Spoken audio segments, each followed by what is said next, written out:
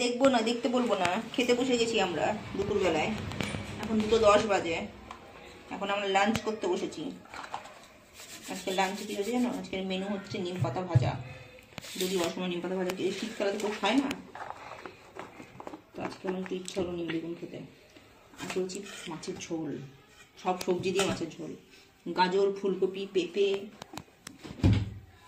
Beans সব কিছু গাছের মধ্যে মিশিয়ে গাছের ঝোল।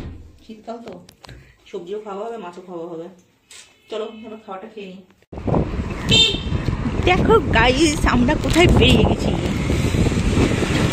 খেয়ে দিয়ে রেডি হয়ে বেরিয়ে গেলাম। আমার নিচে কোথায় গেছি দেখো, তোমাদের বলেছিলাম কোথায় যাব,